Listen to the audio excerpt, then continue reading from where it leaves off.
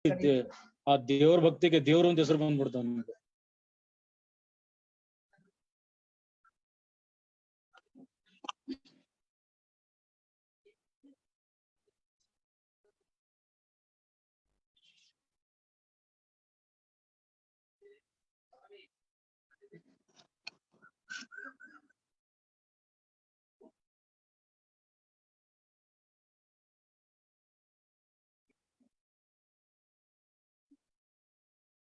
ಚಹಾ ಸೋಸೋದೆಲ್ಲ ಇತ್ತು.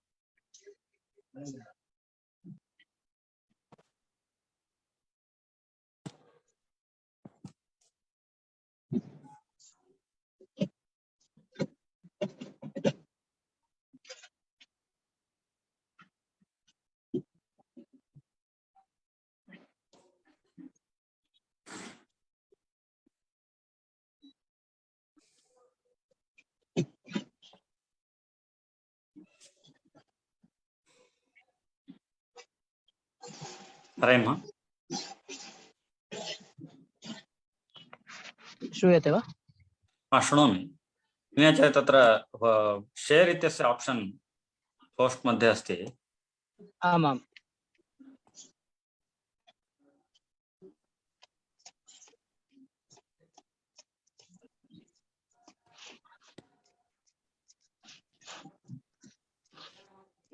विनय श्रूयते वा?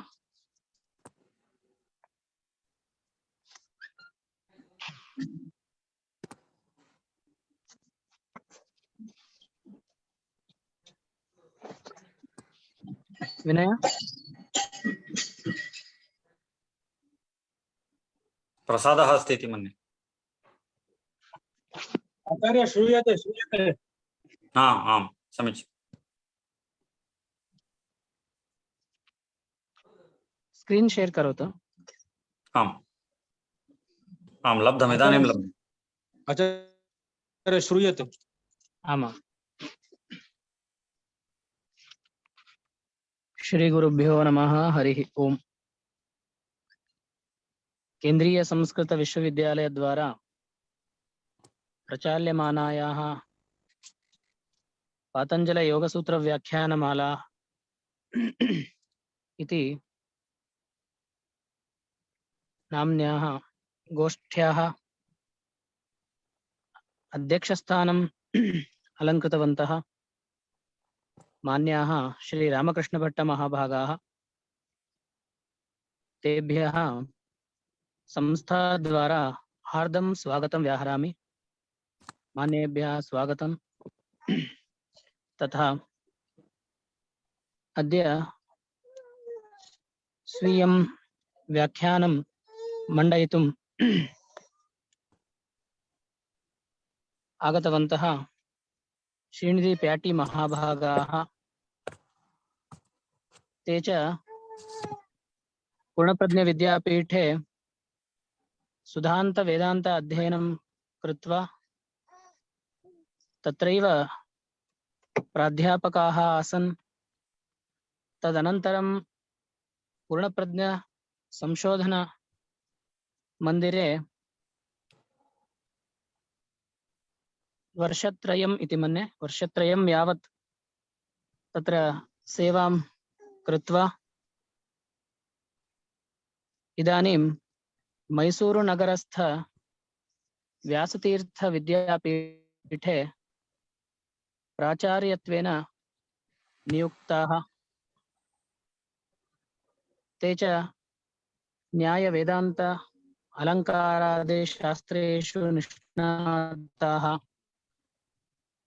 तथा पौरोहित्य क्षेत्रेपि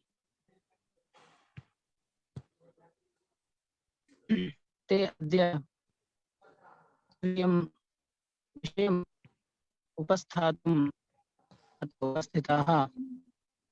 संस्था द्वारा हार्दं स्वागतं व्याहरामि। श्रीनिधि प्याटी महाभागाः एवं अत्र नैके विद्वांसः उपस्थिताः। तेभ्यः सर्वेभ्यः अपि स्वागतं व्याहार्य मान्यान् श्रीनिधि प्याटी आचार्यान् प्रार्थये स्वीयं विषयम् उपस्थापयन्तु इति। मम चित्रं दृश्यते वा? दृश्यते। स्क्रीन् एव दृश्यते वा अथवा चित्रमपि दृश्यते वा? स्क्रीन् दृश्यते। मम चित्रं नास्ति वा? तत्र योगशास्त्रे आम् अहं इति आमां मां द्रष्टुं शक्नुवन्ति वा? न न न स्क्रीन् एव दृश्यते। इदानीं तत्र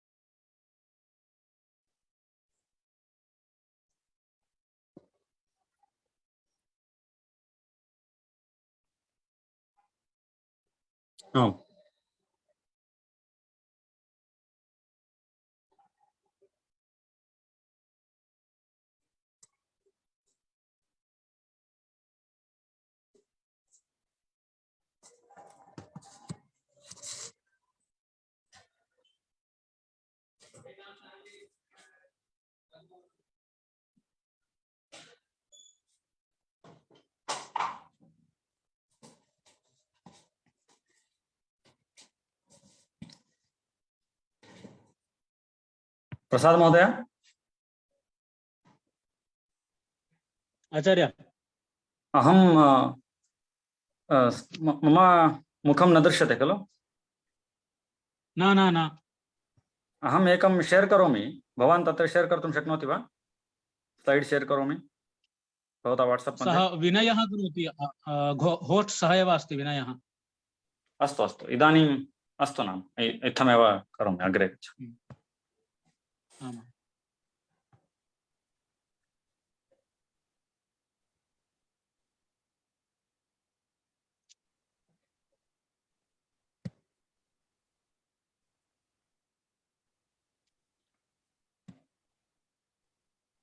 श्रीगुरुभ्यो नमः। हरि ओम्। सुमुखौ सुन्दरतरौ सुनासौ सुखचित्तनो सुराराधितपादाब्जौ रमानारायणो स्तुमः। लसतु श्रीमदानन्दतीर्थेन्दुर्नो हृदम्बरे यद्वचश्चन्द्रिका स्वान्तसन्तापं विनिकृन्तति। आपादमौलिपर्यन्तं गुरूणामाकृतिं स्मरेत् तेन विघ्नाः प्रणश्यन्ति सिद्ध्यन्ति च मनोरथाः। तपस्वाध्याय शुश्रूषा कृष्णपूजारतं मुनिं विश्वेशमिष्टदं वन्दे परिव्राट् चक्रवर्तिनम्। योगेन चित्तस्य पदेन वाचा मलं शरीरस्य च वैद्यकेन योपाकरोत्तं मुनिना प्रवरं मुनीनां पतञ्जलिं प्राञ्जलिरानतोऽस्मि। श्रीगुरुभ्यो नमः। हरि ओम्। ಆಚಾರ್ಯ, आम् ನಿಮ್ಮ ಚಿತ್ರ ಉಲ್ಟಾ ಕಾಣ್ತಿದೆ, ಅದು ಸೀದಾ ಆಗೋ ರೀತಿಯಲ್ಲಿ, ಅಂದ್ರೆ ಸ್ವಲ್ಪ ಸೈಡ್ಗೆ ಮುಖ ಕಾಣುತ್ತೆ, ಸ್ಟ್ರೈಟ್ ಆಗ್ಬೇಕು. ಇದಾನಿಂ ಸರ್ योग अंतरराष्ट्रीय योग दिनम् उपलक्ष्य पूर्णप्रज्ञ संशोधन मंदिर द्वारा आयोजिते अस्मिन् योग समारोहे अनेके प्रबन्धाः अत्र उपस्थापिताः वर्तन्ते। तत्र योगशास्त्रस्य अनेके विषयाः अत्र निरूपिताः नैकैः विद्वद्भिः। अद्य मम अयम् अवसरः लब्धः वर्तते। तत्र विशिष्य अहं येनम् अवसरं प्रदाय मयि स्थितः यः कश्चन विषयः सः सर्वेषां पुरतः समुपस्थापने अवकाशः भवतु इति धिया मम अयम् अवकाशं प्रदत्तवन्तः पूर्णप्रज्ञसंशोधनमन्दिरस्य निदेशकाः मान्याः आनन्दतीर्थ नागसम्पिगे आचार्य महाभागाः तान् अहं सभक्तिश्रद्धं प्रणिपत्य मन्मित्राण्यपि तत्रैव कार्यरतान् मम मन्मित्राण्यपि अहम् अस्मिन् समये अभिनन्द्य अहं किञ्चित् योगशास्त्रे मनः इति विषयम् अधिकृत्य किञ्चित् विषयं प्रस्तोतुम् इच्छामि। तदर्थम् अत्र अहं स्क्रीन् शेर् कृत्वा किञ्चित् विषयान् उपस्थापयितुम् इच्छामि। सर्वेषां पुरतः इदं दृश्यते इति अहं मन्ये। तथा च योगशास्त्रे मनः इति मम प्रदत्तः विषयः। तत्र आदौ योगशास्त्रे अस्य विषयस्य कीदृशः व्यवहारः वर्तते इति किञ्चित् जानीमः। योगशास्त्रे वस्तुतः तत्र षड्दर्शनानि विद्यन्ते।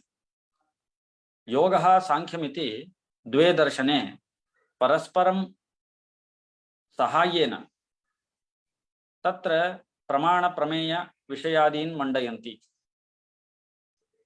इति वयं जानीमः। तत्र साङ्ख्यानां यत् प्रमाणशास्त्रमस्ति प्रायः तत्सर्वमपि यौगिकाः अङ्गीकुर्वन्ति। तत्र क्वचन अभिप्रायभेदः स्यात्, परन्तु प्रायः साङ्ख्यानामेव प्रमाणप्रमेयतत्त्वं यौगिकाः अपि अङ्गीकुर्वन्ति। परन्तु मनसः विषये कश्चन अभिप्रायभेदः दर्शनद्वये दृश्यते। इदानीं योगदर्शने मनः, अहङ्कारः, बुद्धिः इति अन्तःकरणस्य तत्र भेदः वर्तते। अन्तःकरणस्य अन्तर्विभागाः भवन्ति बुद्धिः, अहङ्कारः, मनः इति। एतेषां बुद्ध्यहङ्कारमनसां समूहस्यैव तत्र अहङ्कारः अथवा अन्तःकरणम् इति व्यवहारः, चित्तम् इति व्यवहारः भवति। तथा च चित्तशब्देन अथवा मनःशब्देन सर्वत्र व्यवहारः न भवति। योगशास्त्रे चित्तमिति व्यवहारः भवति। तत्र चित्तमिति शब्देन कदाचित् बुद्धेः निरूपणं भवति, कुत्रचित् अहङ्कारस्य निरूपणं भवति, कुत्रचित् मनसः निरूपणं भवति। तथा च मनः इति प्रत्येकतया निरूपणं तत्र योगशास्त्रे नास्ति। वस्तुतः चित्तमिति व्यवहारः सर्वत्र दृश्यते। कुत्रचित् चित्तशब्देन बुद्धेः, कुत्रचित् अहङ्कारस्य, कुत्रचित् मनसः तत्र व्यवहारः वर्तते। परन्तु प्रायशः तत्र बुद्ध्यहङ्कारापेक्षया मनः इति तत्त्वविषये एव चित्तशब्दस्य व्यवहारः प्रायशः वर्तते। अतः वयं यदा पश्यामः, योगशास्त्रस्य गतिं पश्यामः, तदा कदाचित् मनः इति वक्तव्ये चित्तमिति वदन्ति, चित्तमिति वक्तव्ये कुत्रचित् मनः इति वदन्ति। अतः अत्र अहं यदा मनसः निरूपणं करोमि तत्र चित्तस्यैव निरूपणं करोमि इति अभिप्रायः। अथवा योगशास्त्रे मनः इत्यस्य योगशास्त्रे चित्तम् इत्येव अस्य नाम भवति। तथा च योगशास्त्रे चित्तम् इति व्यवहारः मनसः विषये वर्तते।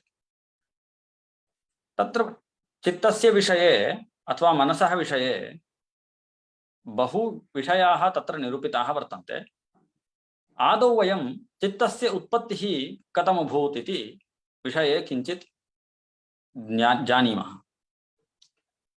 सर्वमपि प्रपञ्चमिदं त्रिगुणादेव उत्पन्नं वर्तते, तत्तु सिद्धमेव। परन्तु तत्रापि कथं चित्तस्य उत्पत्तिः अथवा विशिष्य केन चित्तस्य उत्पत्तिः इति प्रश्ने सञ्जाते तत्र त्रिगुणात्मकं वर्तते चित्तम् इति व्यासभाष्ये वयं पश्यामः। तत्रापि विस्तारेण निरूपणं वर्तते। आदौ तत्र सत्त्वप्रधानाद् अहङ्कारात् श्रोत्र चक्षुः जिह्वा त्वक् घ्राणानि पंच ज्ञानेन्द्रियाणि जायन्ते। तदनन्तरं कर्मेन्द्रियाणां जननं रजोगुणप्रधानाद् अहङ्कारात् भवति।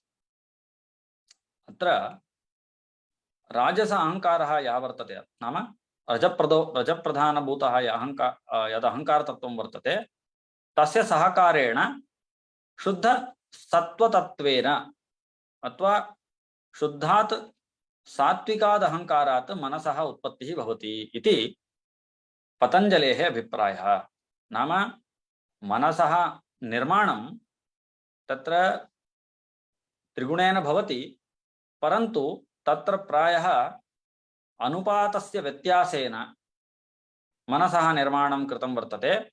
अनुपातस्य व्यत्यासस्य निर्धारः इत्थं कृतं वर्तते यत् सात्विकाद् अहङ्कारात् राजस अहङ्कारस्य सहकारेण सात्विकाद् अहङ्कारात् एव मनसः उत्पत्तिः इति पातञ्जलः स्वाभिप्रायं मण्डयन्ति।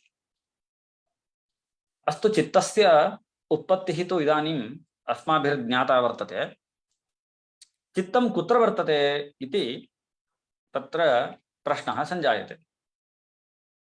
वयम् इदानीं हस्तं दृष्ट्वा वक्तुं शक्नुमः शरीरे अस्मिन् प्रदेशे हस्तं वर्तते, अथवा शरीरस्य अस्मिन् प्रदेशे पादौ वर्तेते। हृदयं कुत्र वर्तते? उरसः अधोभागे हृदयं वर्तते इत्यादिकं वयं तत्र हस्तनिर्देशेन अवयवानां निरूपणं कर्तुं शक्नुमः, तेषां स्थानमपि तत्र द्योतयितुं शक्नुमः। परन्तु चित्तं तु तत्र अदृष्टः पदार्थः वर्तते, अदृष्टं तत्त्वं वर्तते। तत् कुत्र तिष्ठति इति तत्र प्रश्नः सञ्जायते एव। अङ्गुलिनिर्देशेन अत्र वर्तते इति वक्तुं न शक्नुमः। परन्तु तत्र योगशास्त्रे मूर्धन्यस्थानं प्राप्तायाः भगवद्गीतायाः एकः श्लोकः वर्तते। तत्र अर्जुनः प्रश्नं पृच्छति, आत्मा कुत्र वसति इति। तथा सः कृष्णः वर्तते, हृद्देशे अर्जुन तिष्ठति इति। नाम सर्वेषां प्राणिनां हृदयप्रदेशे आत्मा तिष्ठति इति। तद्दृष्टिम् अनुसृत्य वयं यदि ज्ञातुम् इच्छां कुर्मः चेत् आत्मनः सकाशे एव मनः अपि वर्तते अथवा चित्तम् अपि वर्तते। तदेव तत्र हृदये चित्त संवित् इति योगसूत्रे व्याख्यातं वर्तते। तत्र हृदये चित्त संवित् इति सूत्रस्य व्याख्यानावसरे महर्षिः व्यासः कथयति, शरीरान्तर्गतं हृदयपुण्डरीकम् अधोमुखमस्ति तदेव मनसः स्थानम्। हृदयपुण्डरीकं वर्तते, हृदयकमलं वर्तते, तदपि अधोमुखं वर्तते। तादृशम् अधोमुखे स्थितं हृदयपुण्डरीकमेव मनसः स्थानम् इति अत्र व्यासभाष्ये वयं ज्ञातुं शक्नुमः, व्यासभाष्येण ज्ञातुं शक्नुमः। तत्रैव किञ्चित् अग्रे गच्छामश्चेत् अन्यदपि एकं सूत्रं वर्तते, विशोका वा ज्योतिष्मती इति। तस्य सूत्रस्य व्याख्यानावसरे तत्र वाचस्पतिमिश्रः स्पष्टतया स्वटीकायां वदति, तत्र हृदयमेव चित्तस्य स्थानम् इति वदति। परन्तु इतोपि तत्र विवरणं दास्यति स्म। किं नाम हृदयम् इति चेत् उदरस्य उरसश्च मध्ये वर्तमानः प्रदेशः एव वर्तमानः प्रदेशः एव हृत् इत्युच्यते अथवा हृदयः इत्युच्यते। तत्र हृदि एकं कमलं वर्तते, तत् कमलं तु रक्तवर्णं वर्तते, अष्टदलसमन्वितं वर्तते, परन्तु अधोमुखं वर्तते। अधोमुखस्य तस्य विकासः कथं भवति? प्रथमम् अधोमुखं वर्तते चेत् ऊर्ध्वमुखं भवेत्। तत् प्रथमं तत् कथं भवति इति चेत् रेचकप्राणायामाभ्यासेन तत् हृदयकमलम् ऊर्ध्वमुखं भवति, तथैव विकसितमपि भवति। तस्य विकसितस्य हृदयकमलस्य मध्ये सूर्यमण्डलम् अकारः, तत्र सूर्यमण्डलं वर्तते। अकारः प्रणवे यत् वर्णत्रयं वर्तते, अकार उकार मकार इति, तत्र अकारः तत्र भवति, जागरितस्थानं वर्तते। तस्य उपरि चन्द्रमण्डल उकारः वर्तते, चन्द्रमण्डलं वर्तते, उकारः वर्तते, तत्र उकारस्य स्थानं भवति, स्वप्नस्थानं विद्यते। तस्य उपरि वह्निमण्डलं वर्तते, मकारः, मकारस्य स्थानं भवति, सुषुप्तिस्थानमपि वर्तते। तस्मादुपरि तत्र परव्योमा इति नामकं ब्रह्मनादं यद् वयं कथयामः, ब्रह्मनादम् इति, तत् कुत्र वर्तते चेत् तुरीयस्थाने वर्तते। तत्र कर्णिकायाम् ऊर्ध्वमुखी सूर्यादि मण्डलमध्यगा ब्रह्मनाडी विद्यते। ब्रह्मनाडी इति वदामः खलु। तच्च हृदयकमलं यद्वर्तते तस्य कर्णिका या वर्तते, तत्र मध्ये ब्रह्मनाडी विद्यते। तत्र यदि वयं ब्रह्मनाडीम् इत्थमेव अनुसन्धानं कुर्मः चेत् तस्य ऊर्ध्वभागे सुषुम्ना नाडी वर्तते।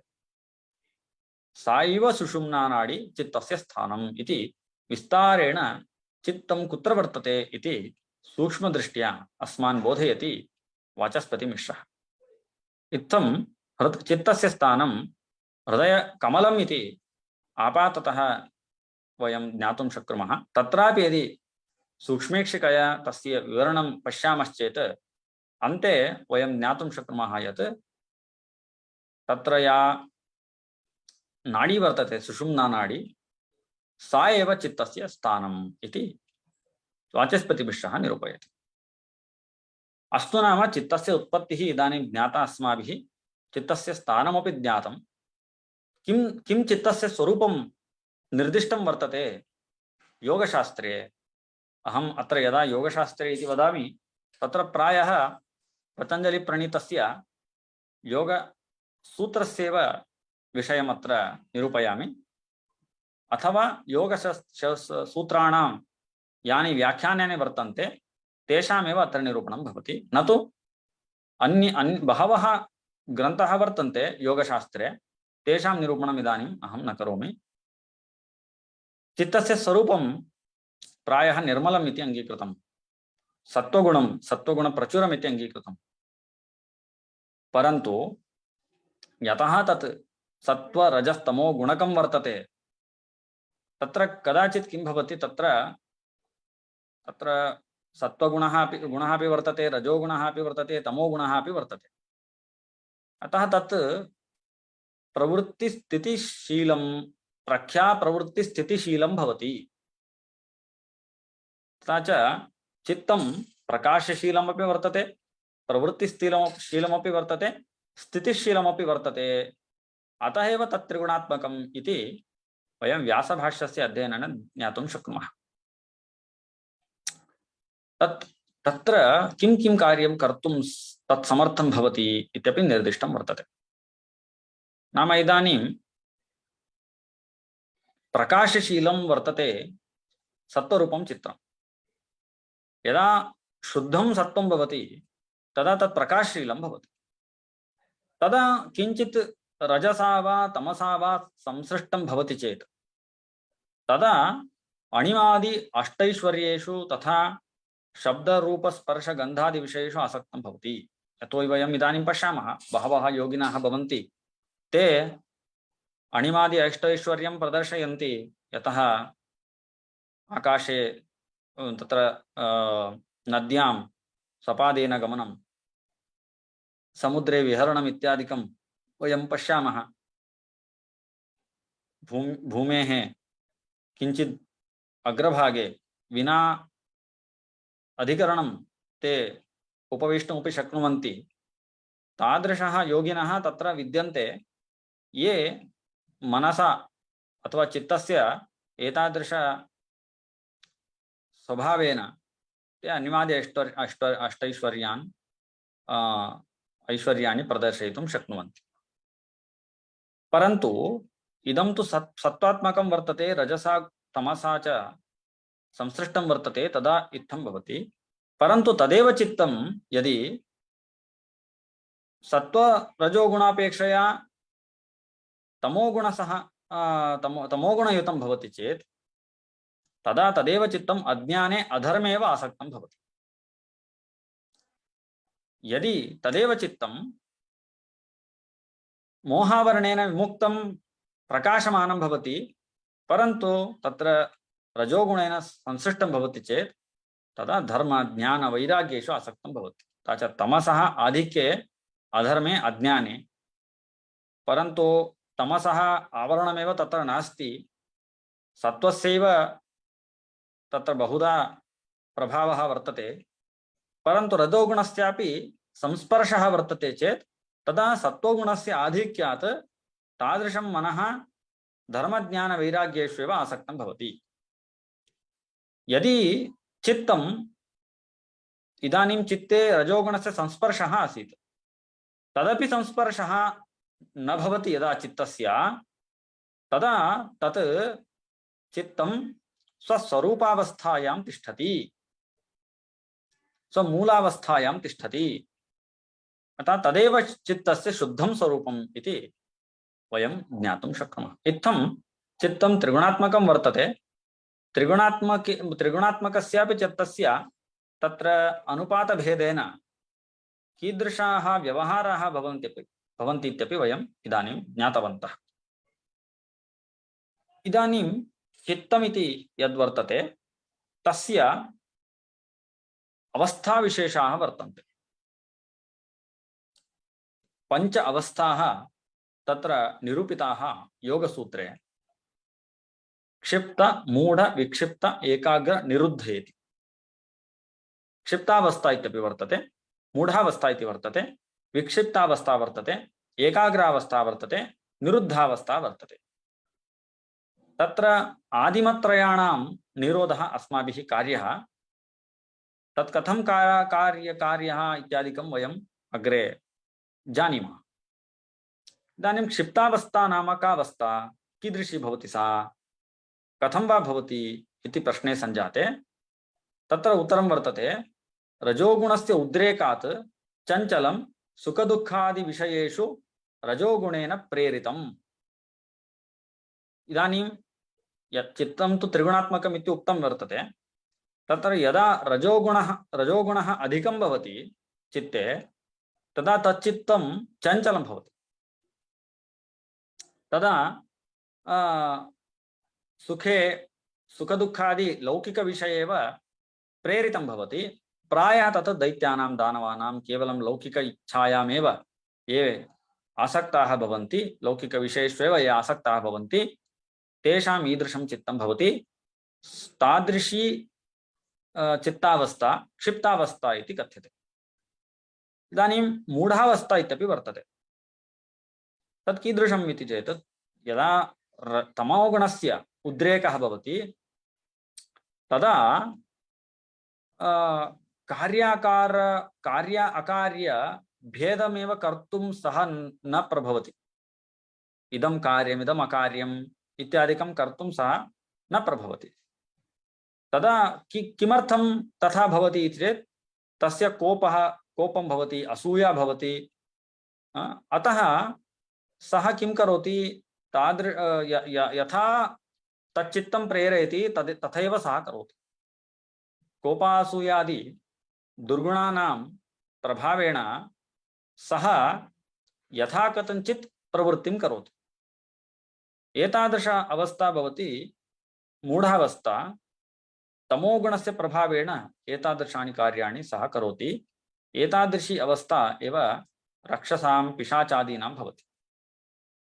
तथैव विक्षिप्तावस्था इति कथ्यते। अस्याम् अवस्थायां सत्त्वगुणस्य उद्रेकः भवति। तदा सर्वमपि सः जानाति, सुखसाधनानि कानि, दुःखसाधनानि कानि इत्यादिकं जानाति। सः प्रयत्नेन सः दुःखसाधनानि त्यक्त्वा सुखसाधनेष्वेव प्रवृत्तिं करोति।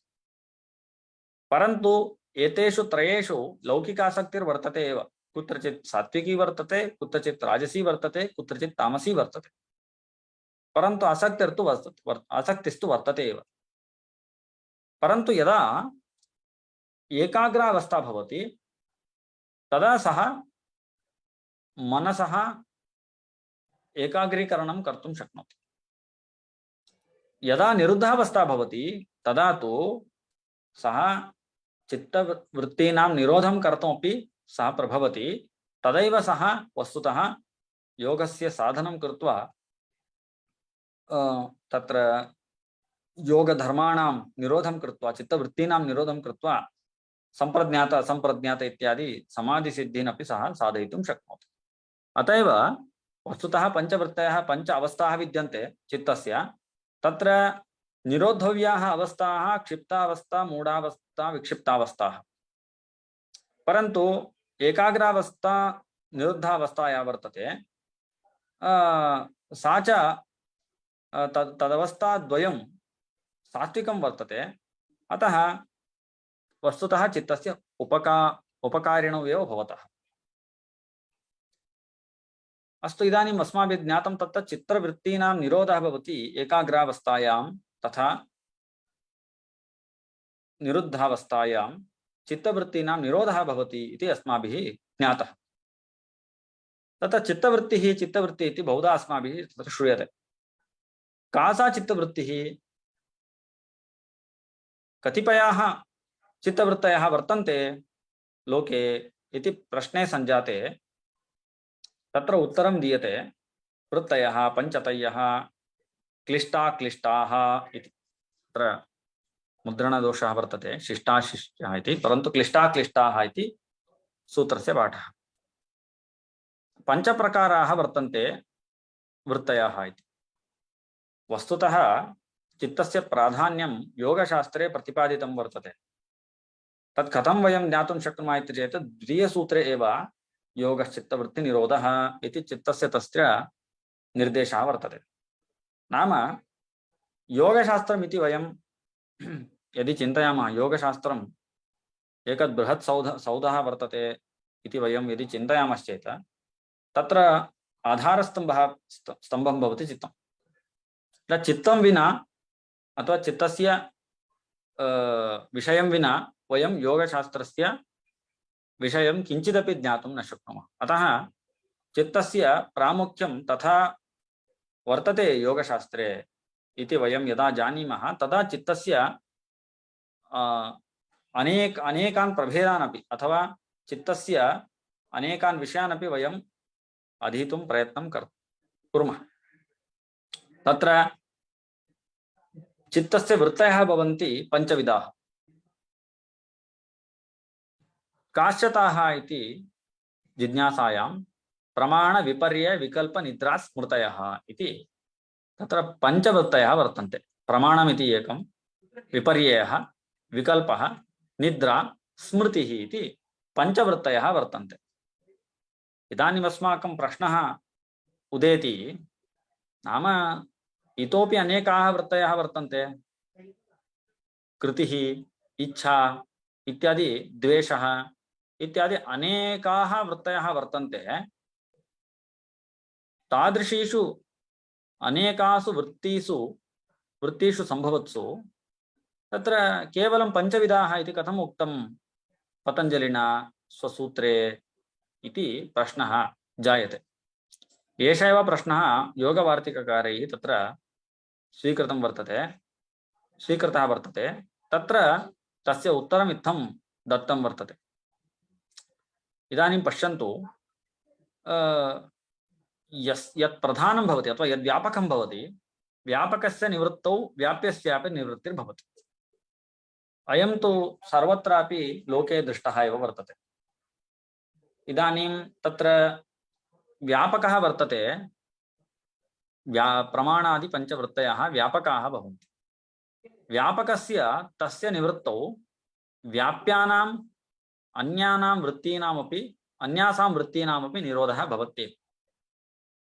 अतः प्रधानतया एतस्य निर्धारः अथवा प्रधानतया एतेषां वृत्तीनां परिगणना अत्र कृता वर्तते।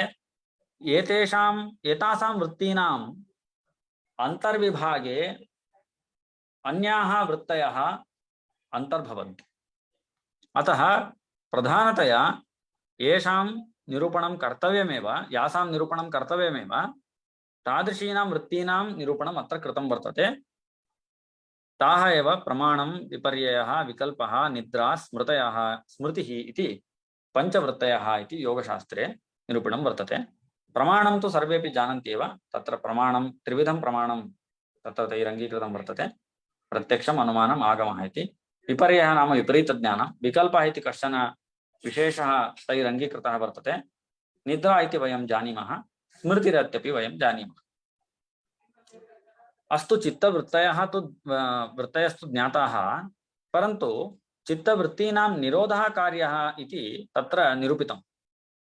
कथं वा सः निरोधः कार्यः इति प्रश्नः भवति। अयमेव प्रश्नः तत्र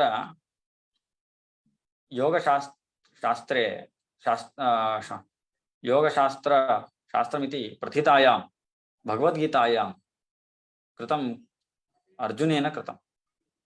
तथा सा पृच्छति, चञ्चलं हि मनः कृष्ण प्रमाथि बलवदृढं तस्याहं निग्रहं मन्ये वायोरिव सुदुष्करम् इति।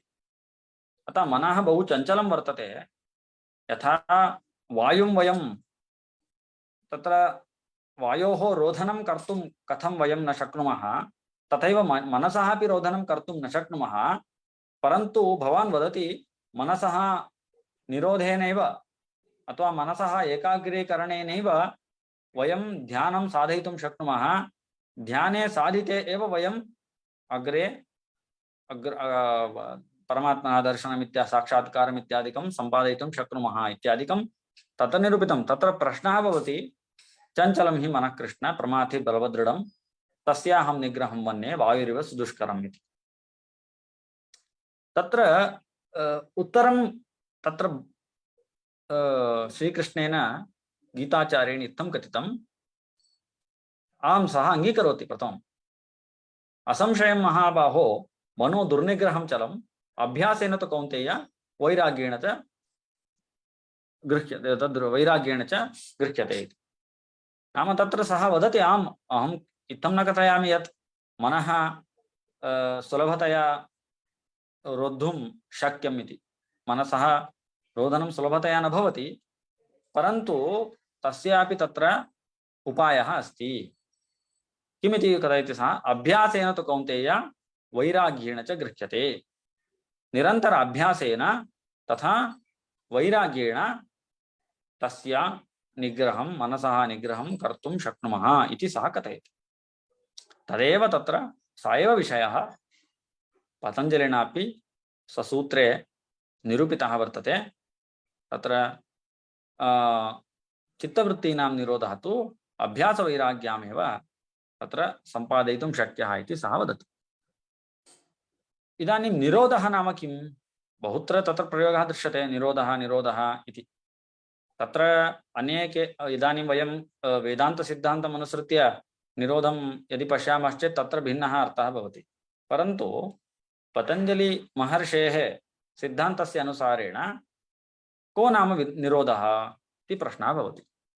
तत्र चित्तवृत्तीनां बाह्याभिनिवेश विनिवृत्तानाम् अंतर्मुखतया स्वकारणीभूते एव चित्ते शक्तिरूपतया अवस्थानम्। इदानीं तत्र तेषां नाशं तु न शक्यते, नाशस्तु न शक्यते, चित्तवृत्तीनां नाशस्तु न शक्यते। परन्तु यत्र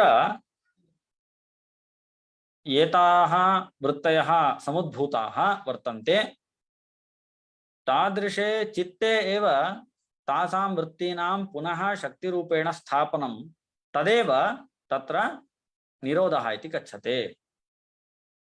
तथा च कथं निरोधः कर्तव्यः अथवा केन अयं निरोधः साध्यते चित्तेनैव अयं निरोधः साध्यः भवति। परन्तु चित्तं तु वस्तुतः बहु प्रवाहशीलं वर्तते, इतस्ततः अटति। अतः तत्र चित्तं अटति इति कृत्वा तस्य निग्रहः कथं शक्यते इति चेत् तत्रैव अभ्यासः प्रयत्नः च अपेक्षितः भवति। तत्र अस्माकं मानसिकोत्साहः भवेत्। अहं निरोत्स्यामि, अहम् एतत् चित्तं निरोत्स्यामि इति सः एकाग्रीकरणे प्रयत्नं करोति चेत् निरन्तरोत्साहेण सः चित्तं निरोद्धुं शक्नोति। एकदिवसं करोति चेत् तत्र सः पुनः प्रयत्नशीला इति न कथ्यते। प्रतिवारं तत् सः करोति, बहुकालपर्यन्तं सः करोति चेत् तदैव आदरातिशयेन सः करोति चेत् तदा तत् चित्तं निरुद्धं भवति, तदैव चित्तं स्थिरं भवति इति तत्र चित्तवृत्तीनां निरोधः कथं कार्यः इत्यस्मिन् विषये तत्र विषयाः निरूपिताः वर्तन्ते। परन्तु अत्र एकः प्रश्नः भवति, किमर्थं भवान् वदति चित्तस्य तत्र नियन्त्रणं बहु दुष्करम् इति? सुलभतया गन्तुं शक्यते खलु। इदानीं वयं मैसूरुनगरात् बेङ्गलूरुनगरं गच्छामश्चेत् इदानीं 10 लेन् यदा भवति तदा तु सुलभतया गन्तुं शक्नुमः। इदानीं कथयामः यत् बहु क्लिष्टमस्ति भोः, तत्र बहु वाहनसञ्चारः वर्तते, अतः बहु क्लेशः भवति गमनागमने इति। तथा किमपि स्यात्। अत्र यथा वाहनसञ्चार इत्यादि प्रतिबन्धकाः विद्यन्ते तथैव योगस्य स्थिरीकरणे तत्र अन्तरायाः अथवा प्रतिबन्धकाः विद्यन्ते वा इति प्रश्ने सञ्जाते तत्र उत्तरं दत्तं वर्तते योगसूत्रे। 9 अन्तरायाः विद्यन्ते योगस्य चित्तस्य एकाग्रीकरणे विषये 9 अन्तरायाः विद्यन्ते। व्याधिस्त्यान संशय प्रमाद आलस्य अविरति भ्रांति दर्शन अलब्ध भूमिकत्व अनवस्थितत्वम् इति एतानि 9 अन्तरायाः भवन्ति। तत्र व्याधिः नाम वयं जानीमः, तत्र व्याधिः आदिः व्याधिः इति वर्तते खलु। तत्र व्याधिः कथं भवति इति चेत् तत्र अस्माकमिदं शरीरं वात पित्त कफ इति गुणत्रय विशिष्टं वर्तते। तथा च वातस्य तत्र यदि वात पित्त कफः इति अवस्थात्रयं वर्तते। तत्र वात पित्त कफानां अनुपातभेदेन अथवा तत्र सहजतया वातः इति गुणः वात इति गुणः तत्र कथं भवति, पित्तमिति गुणः कथं भवति इत्यादिकं तत्र निर्दिष्टं वर्तते। तद् सहजावस्था भवति। यदि असहजावस्था भवति तत्र अंशे व्यत्यासः भवति चेत् तदा असहजावस्था भवति। यदा असहजावस्था भवति तदैव व्याधिः भवति। इत्थं 9 अन्तरायाः विद्यन्ते। तत्र पश्यन्तु, अस्माकं शरीरे यदा व्याधिः भवति चेत् तदा वयं समीचीनतया स्थित्वा अथवा उपविश्य तत्र साधनं कर्तुं योगसाधनं कर्तुं न शक्नुमः। चित्तस्य एकाग्रता न भवति तदा। तथैव संशयः अस्ति, प्रमादः अस्ति, आलस्यम् अस्ति, अविरतिरस्ति, भ्रान्तिदर्शनम् अस्ति, अलब्धभूमिकम् अस्ति इत्यादिकं बहवः विषयाः वर्तन्ते। प्रत्येकतया तेषां निरूपणस्य समयः नास्ति। परन्तु अस्य मूलं कारणं किम् इति तत्र चिन्तनं कर्तुं शक्नुमः। वस्तुतः तत्र सत्त्वगुणाधिकं भवति चेत् चित्तम् अस्माकं चित्तं प्रसन्नं भवति। परन्तु अन्तरायाः कदा जायन्ते चेत् रजस्तमो गुणयोः उत्कर्षात् देहे अन्तरायाः जायन्ते। पश्यन्तु, इदं बहु समीचीनतया वयं अत्र ज्ञातुं शक्नुमः यत् अस्माकं व्याधिः या भवति तस्याः व्याधेः तथैव मनसः बहु तत्र अन्तःसम्बन्धः वर्तते इति। अच्छा, मनः यदा रजोगुणविशिष्टं तमोगुणविशिष्टं भवति, रजोगुण उत्कर्षः तमोगुण उत्कर्षः यदा मनसः भवति तदैव मनः विक्षिप्तं भवति। मनः यदा विक्षिप्तं भवति तदैव तेन अस्माकं शरीरे व्याधिः भवति। अतः प्रसन्नमनस्कः यः कश्चित् भवति चेत् तस्य व्याधयः बहवः न भवन्ति। परन्तु यदि अप्रसन्नमनस्कः भवति अथवा एतादृशरीत्या रजोगुण तमोगुण उत्कर्ष विशिष्टं यद् मनः भवति तादृशं मनः यस्य पुरुषस्य भवति सः पुरुषः व्याधिग्रस्तः भवति इति। तत्र मनसः व्याधेः कश्चन अन्तःसम्बन्धः विद्यते इति वयं सूक्ष्मतया अत्र ज्ञातुं शक्नुमः। अतः सर्वेपि वदन्ति, इदानीमपि सर्वे वदन्ति प्रसन्नमनस्काः भवन्ति चेत् अर्धं तत्र आयुः वर्धितं भवति इति। अस्तु नाम अत्र अत्र अन्तरायाः विद्यन्ते खलु, प्रतिबन्धकाः विद्यन्ते। एते प्रतिबन्धकाः भवन्ति चेतेव तत्र वृत्तयः अपि भवितुम् अर्हन्ति। इदानीम् अन्यथा वृत्तयः न भवितुम् अर्हन्ति। एतेषां सहकारेणेव प्रमाणादिपञ्चवृत्तयः तत्र चित्ते भवन्ति। इदानीम् अन्तरायाः एव न भवन्ति चेत् प्रमाणादिवृत्तयः एव न भवन्ति। किमर्थम्? अन्तरायाः सहकृताः भवन्ति, सहकारिणः भवन्ति चित्तवृत्तीनाम् उत्पत्तौ।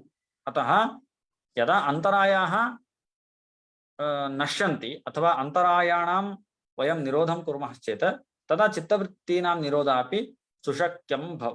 सुशक्यः भवति। तेन चित्तं स्थिरं भवति इति वयं ज्ञातुं शक्नुमः। अस्तु, तत्र इतोपि तत्र योगान्तरायाः कथं भवन्ति? इदानीं प्रमाणादि चित्तवृत्तीनां सहायकाः भवन्ति योगस्य अन्तरायाः एते व्याधिस्थान संशय प्रमादालस्यादयः। परन्तु अन्तरायाणां सहायकाः के? किमर्थम् एते अन्तरायाः भवन्ति इति चेत् तत्र उक्तं दुःखं दौर्मनस्यम् अङ्गमेजयत्वं श्वासः प्रश्वासः इति पञ्च योगान्तरायाणां सहायकाः भवन्ति। तत्र दुःखं भवति तत्र त्रिविधम्: आदिभौतिकम्, आध्यात्मिकम्, आदिदैविकम् इति। तत्र त्रिविधदुःखात् यदि त्रिविधानि दुःखानि भवन्ति चेत् तदा एव मनः तत्र रजोगुणतमोगुणेन उत्कृष्टं भवति। यदा मनः रजोगुणतमोगुणेन उत्कृष्टं भवति तदैव योगान्तरायाः तत्र प्रभूताः भवन्ति। तेन वृत्तयः तत्र मनसः भवन्ति। तथा च मूलं कारणमस्ति दुःखं दौर्मन्यस्यम् अङ्गमेजयत्वं श्वासप्रश्वासः इति। तत्र दुःखम् आदिभौतिकं दुःखं नाम तत्र अस्माकं भयं यद्भवति नाम प्राण्यादिना व्याघ्रादिना यद्भयं भवति तत् आदिभौतिकं दुःखम् इत्युच्यते। तथैव आदिदैविकम् इत्यपि दुःखं वर्तते। यथा नवग्रहादीनां तत्र नवग्रहादीनां परिणामविशेषः अथवा अवस्थानविशेषः यदि विलक्षणः भवति चेत् तदा अस्माकं जीवने तत्र बहूनि कष्टानि भवन्ति। तादृशं दुःखम् आदिदैविकम् उच्यते। तथैव आध्यात्मिकं दुःखम् इत्यपि वर्तते। एतादृशानि वस्तुतः दुःखानि मानसिकान्येव भवन्ति। वस्तुतः तत्र दुःखानि शारीरिकाणि मानसिकानि इति द्विधा विभक्तानि वर्तन्ते। तेनैव दृष्ट्या वयम् आदिः व्याधिः इति वस्तुतः विभागं कुर्मः। परन्तु सूक्ष्मेक्षिकया वयं यदि पश्यामश्चेत् दुःखं तु मनसः एव। परन्तु शारीरिकं दुःखम् इति कुतः व्यवहारं कुर्वन्ति चेत् शरीरात् शरीरस्य विकारेण तद्दुःखं मनसः भवति इति कारणेन शरीरम् अस्य दुःखस्य कारणं भवति इति कारणेन तत् शारीरिकं दुःखम् इत्युच्यते। वस्तुतः दुःखं तु मनसः एव इति तत्तु निश्चप्रचम्। अस्तु नाम इदं सर्वमपि ज्ञातं, परन्तु एतेषां एतेषां तत्र चित्तवृत्तीनाम् अथवा योगान्तरायाणाम् अभावः कथं सम्पादनीयः इति प्रश्नः भवति। तत्र ईश्वरप्रणिधानाद्वा इति पतञ्जलिभाष्यकारः तत्र पतञ्जलिसूत्रकारः तत्र वदति ईश्वरप्रणिधानाद्वा। तत्र प्रणिधानं नाम सकलानां कार्याणां वाङ्मन वाचिकानां मानसिकानां दैहिकानां वा कार्याणाम् ईश्वरार्पणबुद्ध्या तस्मिन् समर्पणम् एव ईश्वरप्रणिधानम् इति वयं तत्र व्याख्यानेषु द्रष्टुं शक्नुमः। तच्च तादृशरीत्या ईश्वरप्रणिधानम् अपि एकं साधनं वर्तते एतेषां चित्तवृत्तीनां निरोधे। तथा एते विक्षेपाः ये भवन्ति तेषां विक्षेपानां चित्तविक्षेपानां चित्त अंतरायाणां चित्तवृत्तीनां निरोधः, विशेषतः चित्त अंतरायाणां योग अंतरायाणां निरोधः केन साध्यते इति चेत् ईश्वरप्रणिधानेन साध्यते। अयमेव व्यत्यासः सांख्यानां तथा योगिकानां। सांख्याः ईश्वरमेव नाङ्गीकुर्वन्ति, योगिनः तावत् ईश्वरम् अङ्गीकुर्वन्ति। अतः एव एते सेश्वर सांख्याः इति कथ्यन्ते। सांख्याः पुनः निरीश्वर सांख्याः इति कथ्यन्ते। अतः अयं भेदः सर्वैः ज्ञातव्यः यत् इदानीं तत्र स्पिरिचुअलिटी इति कश्चन विषयः वर्तते। तत्र सः सर्वेपि वदन्ति spirituality has nothing to do with God इत्यादिकं वदन्ति। परन्तु यदि वयं योगं कुर्मः, योगसूत्रानुसारेण योगं कुर्मः, तत्र हठयोगप्रदीपिकादिकम् उपयुज्य योगं कुर्मः चेत् तत्र योगशास्त्रे ईश्वरस्य अस्तित्वं वर्तते, ईश्वरः तैः अङ्गीकृतः वर्तते। तेन इदं शास्त्रम् ईश्वरसम्बद्धमेव।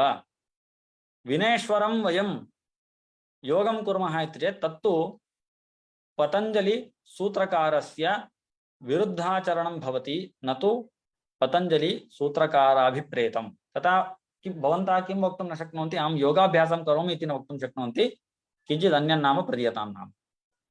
तदापि तत् किं भवति, आहरणमेव, विषयाहरणमेव भवति। अतः तादृशी या मानसिकी स्थितिः सर्वत्र इदानीं सञ्जाता वर्तते, तत् ऐश्वरप्रणिधानात्वा इति सूत्रस्य अध्ययनेन निराकर्तुं शक्यते। अथवा ईश्वरप्रणिधानात्वा इत्यस्ति, अथवा अन्यदपि एकः उपायः तत्र प्रदत्तः वर्तते। तत्र ईश्वरप्रणिधानेन सह यदि सः कश्चित् कस्मिंश्चित् वस्तुनि सः एकाग्रतया चित्तस्य स्थिरीकरणं कर्तुं शक्नोति चेत् तत् कुत्रापि बहूनि विषयाणि तत्र निरूपितानि।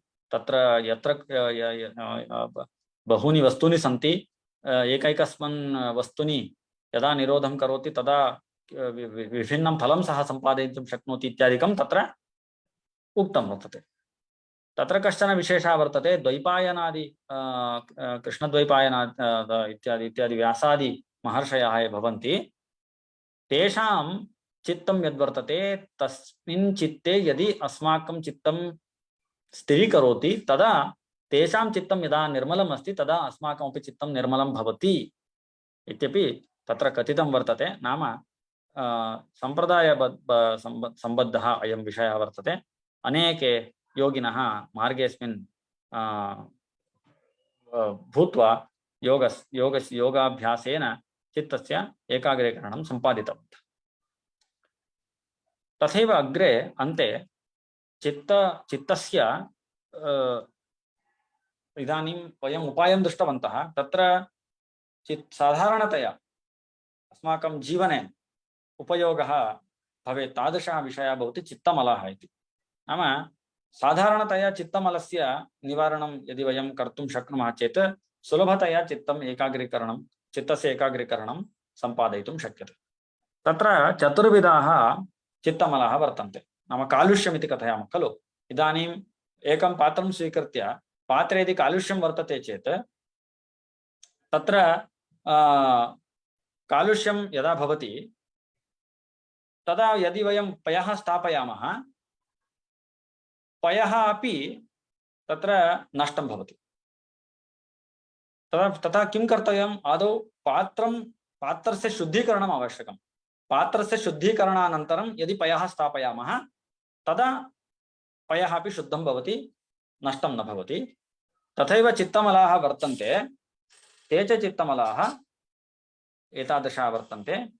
ईर्षा कालुष्यं, परापकारेच्छा कालुष्यम्, असूया कालुष्यं, तथैव द्वेष कालुष्यम्। इदानीम् ईर्षा कालुष्यं नाम, ईर्षा कालुष्यं कदा उत्पद्यते?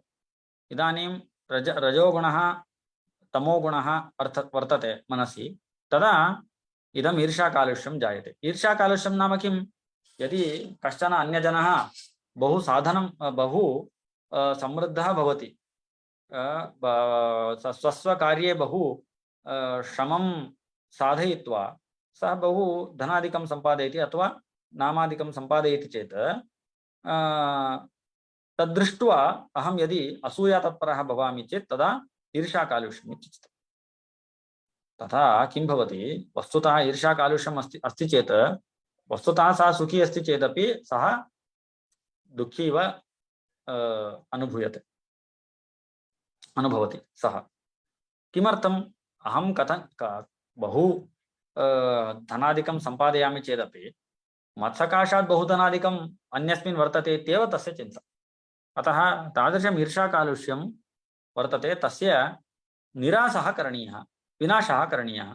कथं भवति इति चेत् तत्र प्राणिषु मैत्रीं कुर्यात् इति वर्तते।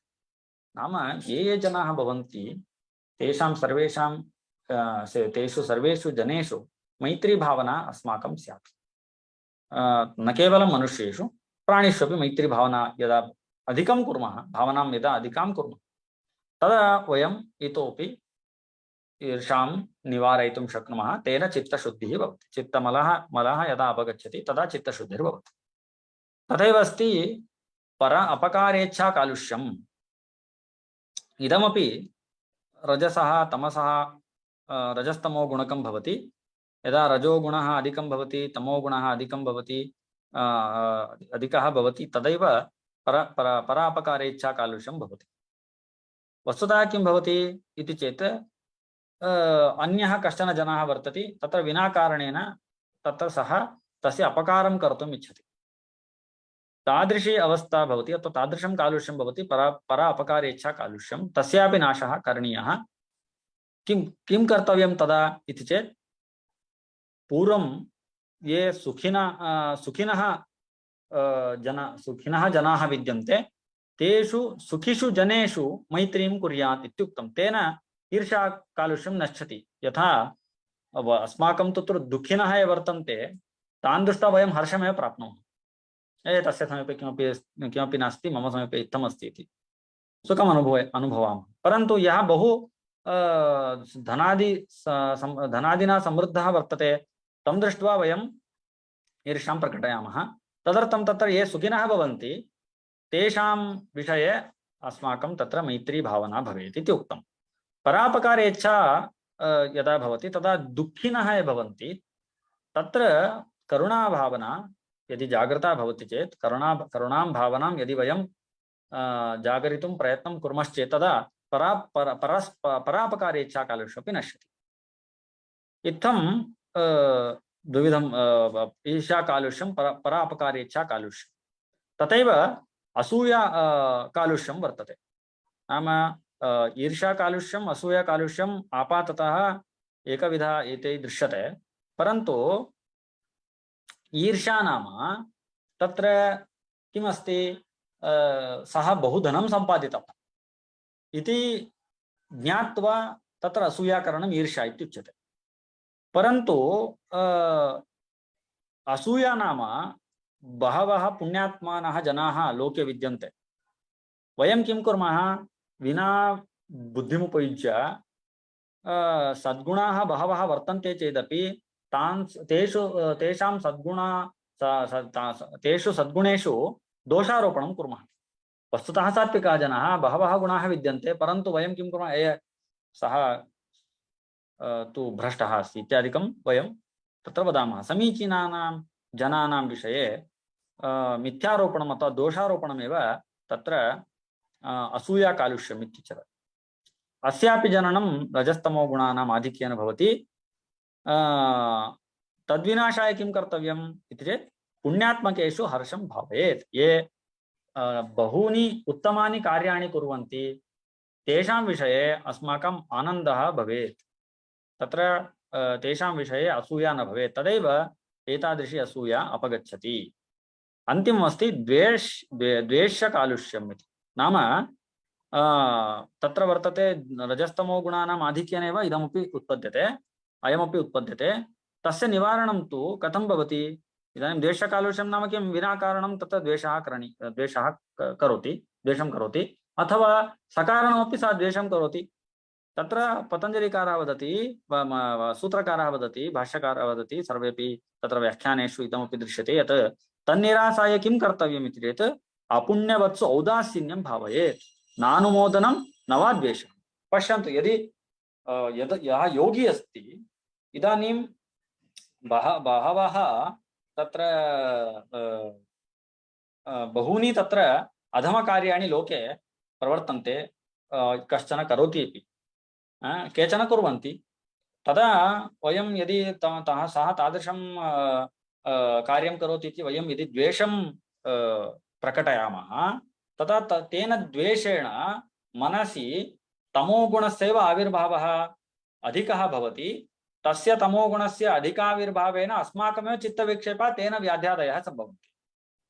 अतः किं कर्तव्यम् इति चेत्, यदि साध्यं चेत् निरोद्धुं प्रयत्नः विधेयः, परन्तु कदाचित् किं भवति, सः बहु घनिष्ठः अस्ति अथवा सः बहु उत्तमस्थाने अस्ति, सः किं करोति, वयं तत् सर्वदा निरोद्धुं न शक्नुमश्चेत् तत्र उदासीनता एव, औदासीन्यमेव तत्र प्रदर्शनीयं। तत्र द्वेषः अपि न कार्यः, तत्र अनुमतिमपि न दातव्या, परन्तु अनुमतिरपि न दातव्या, द्वेषः अपि न कार्यः, परन्तु औदासीन्यमेव तत्र प्रकटनीयम् इति। इदं तु लोके बहुत्र वयम् अनुभवितुं शक्नुमः। इत्थं तत्र अनेके विषयाः अद्य मया बहवः विषयाः सन्ति, परन्तु तेषु विषयेषु केचन विषयाः एव मया अद्य अत्र उपस्थापिताः विद्यन्ते। तत्र योगदिवसम् अधिकृत्य मम उपन्यासः अत्र भवेत् इति धिया माम् अनुगृहीतवद्भ्यः आनन्दतीर्थ नागसम्पिगे आचार्य महाभागेभ्यः अहं सादरं प्रणमाञ्जलिं समर्प्य मद्गुरून् श्री विश्वेशतीर्थ श्रीपादानां तथा विश्वप्रसन्नतीर्थ श्रीपादान् अपि अस्मिन् समये अभिवन्द्य मम वाग्व्यापारात् विरमामि। श्रीकृष्णार्पणमस्तु। तावत् कालपर्यन्तं योगनये मनः अथवा अपरपर्यायवाच्यं चित्तम् इति विषयमधिकृत्य सुपन्यस्तम् आचार्यैः चित्तस्य स्वरूपं किं, चित्तस्य स्थानम्, एवं चित्तवृत्तयः इत्यादि विषये सम्यक् भाषितम् आचार्यैः। त्रिगुणात्मकं मनोस्तेव यावन्मुक्तसदातनम् इत्यादि वाक्यानि स्मृतानि। तत्र सत्त्वगुणप्रधानत्वेपि कथं मनसः त्रिगुणात्मकत्वम् उपपद्यते इति विषये, एवं चित्तस्य निरोधः कथं कार्यः इति विषये अर्जुनस्य प्रश्नः, एवं गीताचार्यस्य तत्र उत्तरमपि आचार्यैः अनुदितम्। एवं चित्तेन साकं गुणानां सम्बन्धेन अस्माकं प्रवृत्तिष्वपि व्यत्यासः जायते। चित्तस्य निरोधः चित्तेनैव साधयितुं शक्यते, अभ्यासेन तु कौन्तेय इत्यादि तत्र गीताचार्यस्य वाक्यं श्रावितम्। एवं नव अन्तरायाः अन्तरायसहायकाः भवन्ति आध्यात्मिक आदिभौतिक आदिदैविकादि तापत्रयम् एवं शारीरिक दुःखं मानसिक दुःखम् इति दुःखद्वैविध्यम्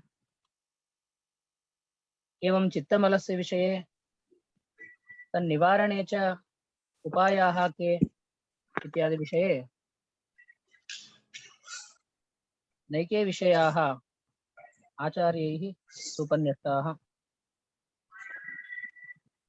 आचार्याः सुतीर्थभूषण इति प्रशस्त्या भण्डारकेरे मठतः सम्मानिताः। तन्मया विस्मृतं स्वागतकरणावसरे, अतः इदानीम् उच्यते। तेभ्यः संस्थाद्वारा हार्दं वन्दनम्। एवम् अत्र उपस्थितेभ्यः विद्वद्भ्यः अन्तर्जालमाध्यमेन उपस्थितेभ्यः सर्वेभ्यः अपि वन्दनानि समर्प्य अद्य दिनस्य सत्रम् एतावता समाप्यते। श्वः पुनर्मिलामः इत्युक्त्वा मम वाग्व्यापारात् विरमामि। श्रीकृष्णार्पणमस्तु। आचार्य सुपन्यस्तं भवद्भिः बहु श्राव्यमासीत् प्रवचनं। धन्यवादः विनय महोदय। तत्र भवतां संयोजनेन इदं सर्वं साध्यमिति भवन्तः सर्वेपि अभिनन्दनीयाः, अभिनन्दनार्हाः भवन्तु। रेकार्डिंग स्टाप्ड खलु?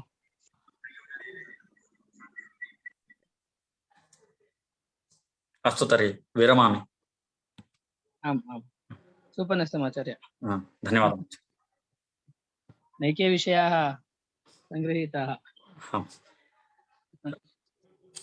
धन्यवादः भवन्तः सर्वे श्रुतवन्तः इति। धन्यवादः। धन्यवादः।